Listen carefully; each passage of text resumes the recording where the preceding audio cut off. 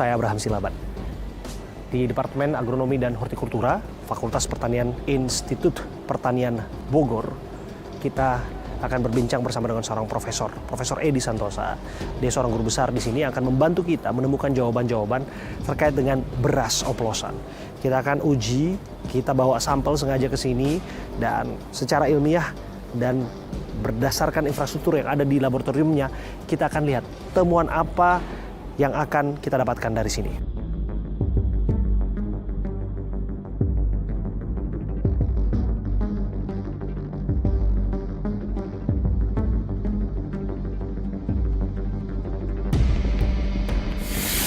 Oke, Prof.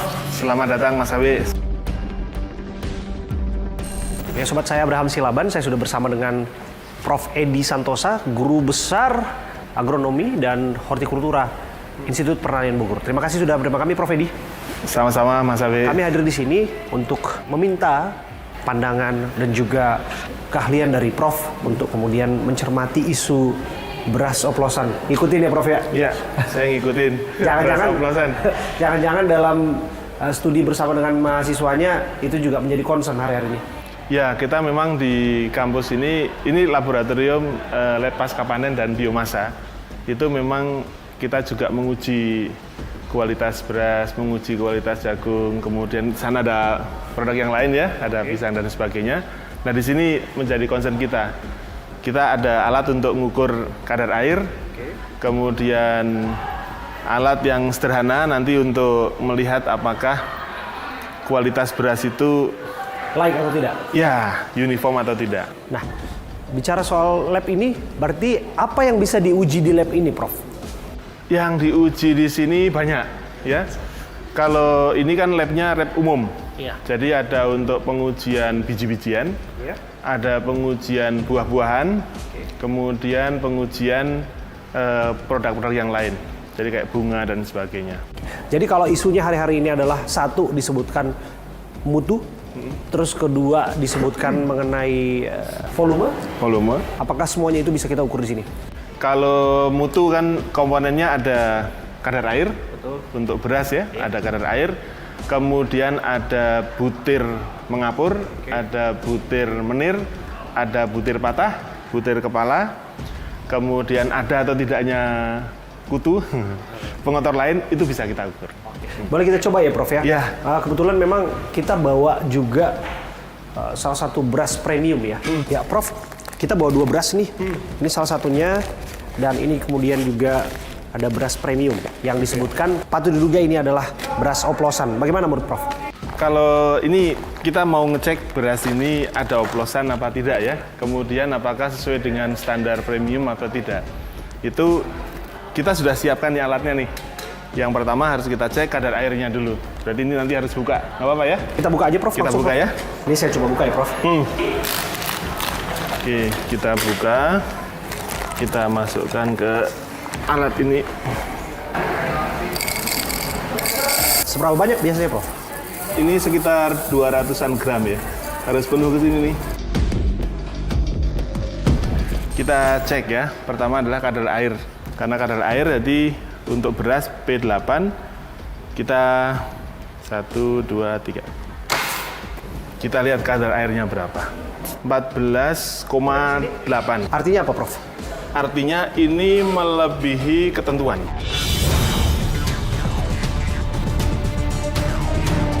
Seharusnya 14% atau kurang untuk kualitas premium. untuk kualitas premium.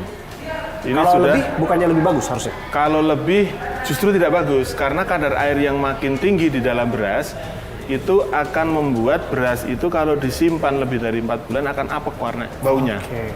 Kemudian yang kedua, berasnya akan berubah warna tuh. Oke, Prof. Dari putih nanti akan cenderung berubah menjadi kuning. Oke. Pokoknya kalau angkanya lebih dari ini kan 14,8 ya. Iya. 14,8 kalau dibulatkan 15. Oke. Berarti lebih dari 1%. Oke. Kita mengkonsumsi air lebih banyak daripada beras.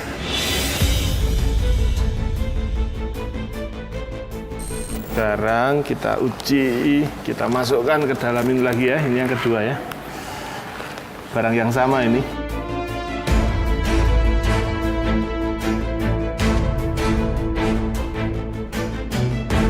Ini alat apa namanya, Prof? Water content tester. Water content tester. Oke. Kita akan lihat hasilnya. Pengukur kadar air. Ini kita tekan 1, 2, 3. Tetap ya. 14,8 ya? 14,8. Konsisten. Artinya tadi yang pengukuran pertama juga 14,8, yang kedua 14,8. Jadi bisa dikatakan beras yang ini, yang tadi Mas Abi sebutkan ini premium, Iya. kadar airnya lebih dari ketentuan.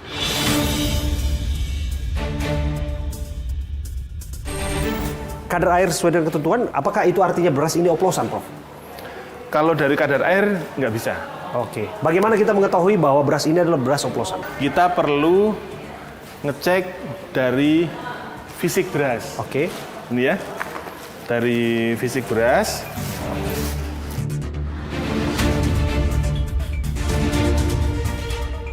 Nah, ini apa artinya, Prof? Kalau dari fisik beras seperti ini secara kasat mata sangat sulit dibedakan ini oplosan atau tidak. Oke, bagaimana kita mengetahuinya? Pertama, dilihat dari ukuran beras. Ukuran beras itu, misalnya kita ambil yang ini kan berasnya termasuk beras bulat kecil-kecil ya. Nah, dari sini kita lihat ini ukurannya relatif seragam. Berarti kalau saya sendiri meyakini bahwa ini single variety. Artinya kalau saya meyakini ini bukan oplosan. Nah, kemudian komponen yang kedua adalah kita mau ngecek berapa beras kepalanya. Oke. Ini harusnya kita timbang 100 gram. Kita harus timbang 100 gram nih. Untuk mengetahui? Untuk mengetahui berapa persen butir patah, berapa persen butir menirnya. Kita melihat misalnya kita pilih nih, ini yang butir patah nih. Ini harus dipisahin satu-satu nih untuk ngecek apakah dia itu sesuai dengan standar kualitas atau tidak ya. Butir patah itu ada maksimumnya. Kalau untuk premium di kita masih bisa sampai 15%. Oke, ada toleransinya? Ada toleransinya 15%. Tetapi kalau kita lihat, nih saya juga punya beras yang lain ya. Oke, kita bisa bandingkan ya, Prof. Nah, ini beras apa ini, Prof? Ini beras dari luar ya. Dari luar negeri? Iya. Wah, kita langsung coba di laboratorium ini. Iya. Oke. Ini beras dari luar negeri, ini kepala semua nih. Oke. Kayak long grain ya. Boleh tahu nggak ini beras dari mana, Prof? Dari Thailand. Dari Thailand? Wah, masih negara tetangga ya. Beras Coba kita khusus lihat. ini namanya. Beras khusus. Beras Oke. khusus ya. Artinya apa? Untuk kasus satu beras ini saja, Prof? Oke. Bisa Berarti- tidak kita simpulkan bahwa ini adalah beras oplosan? Dari patahan-patahan butir-butir itu? Atau dari paling nggak dari amatan pandangan mata, apakah bisa kita identifikasi, ini kelihatannya ini beras yang diaduk, beras dengan kualitas premium. Jadi dicampurkan gini, dengan- kalau saya ngelihatnya ini bukan oplosan antara beras yang kualitasnya kurang bagus dengan beras yang kualitasnya bagus, tetapi ini sepertinya dicampur antara beras varietas yang satu dengan varietas yang lain.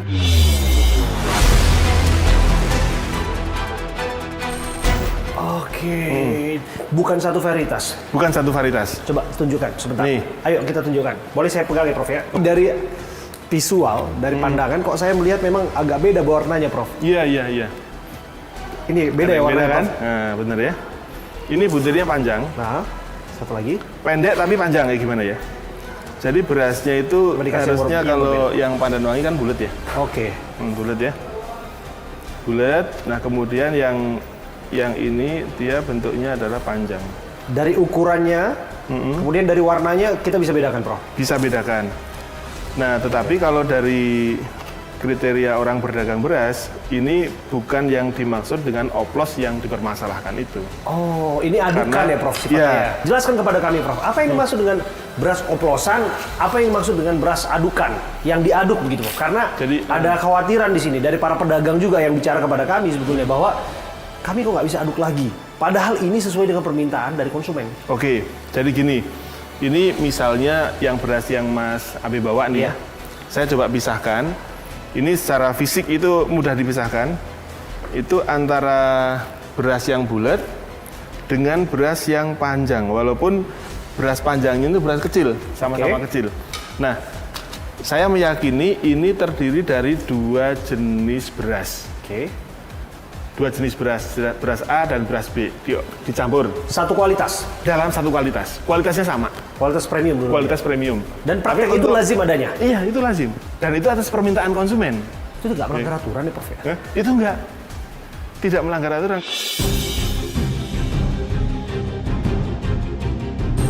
Sebetulnya kalau kita bicara mengenai beras, varietas beras kan lebih dari 400. Oke. 400 jenis beras lebih itu. Kalaulah kemudian itu diaduk, bahasa demikian, kemudian di repacking, dan kemudian diberikan semacam, ya katakanlah merek tertentu misalnya, apakah itu tidak melanggar? Kalau kita berpatokannya adalah regulasi. Ya. Secara regulasi sebetulnya sangat sederhana. Pertama apa? Beras itu dibagi menjadi beras khusus, beras premium, Ya. kemudian beras medium, Ya. dan ada yang sub medium, ya kan? Nah, pembedanya itu adalah kualitas. Dan kualitas itu tercermin di dalam label. Kalau misalnya saya mengatakan bahwa ini adalah beras premium, maka syarat-syaratnya kadar air 14%, butir kepalanya berapa persen, minimum, kemudian butir patahnya maksimum berapa persen. Nah itu sudah ketentuan di regulasinya. Artinya untuk beras yang satu ini, Prof, hasilnya apa, Prof? Pertama, kualitasnya bukan premium.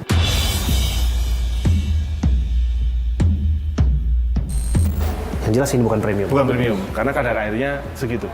Ya, kadar airnya melebihi ketentuan. Itu sudah jelas bukan premium. Ada 2 varietas yang dicampur. Dan itu sebetulnya tidak menyalahi. Tetapi kalau kita lihat nih, ini ada warna kuning. Oke. Jadi sebetulnya warna kuning itu adalah warna yang asing. Oke. Harusnya berasnya warnanya putih. Oke. Prof, kita coba yang lain, Prof. Oke. Sebelum kita nanti akan coba yang beras khusus dari Thailand. Kita coba buka di sini. Oke, kali ini saya yang tuang. Saya coba ya, Prof ya. Ya. Oke.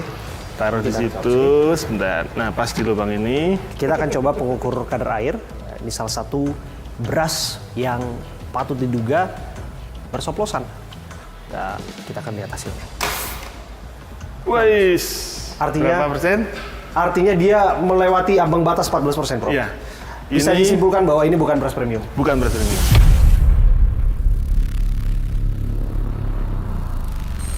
16% ya. Tapi mohon maaf sekali lagi, di label beras ini disebutkan bahwa ini adalah beras Premium. premium dan tentu diperjualbelikan dengan harga premium. Dan kita akan coba lihat apakah kira-kira beras ini dioplos. Ini secara sepintas di sini, ini terlihat beras yang putih dan beras yang tidak putih kan? Ini dari warna saja sudah terlihat berbeda ya, Prof ya? Iya. Kalau ini beras khusus mungkin malah oke ya.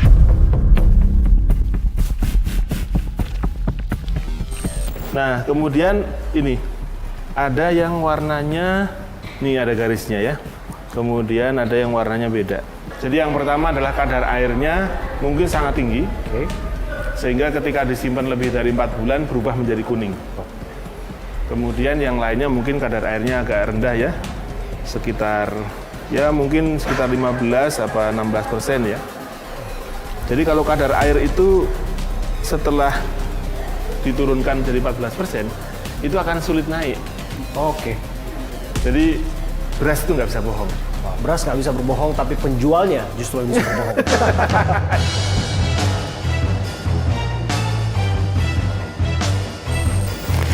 Ini beras yang katanya kualitas premium, Prof. Tapi cukup mengagetkan bahwa di sini ada kutu, Prof. Sangat disayangkan. Beras yang disebut bermutu, tapi ternyata berkutu. Prof mau bilang apa soal ini? Wah, saya no comment ya ini mah.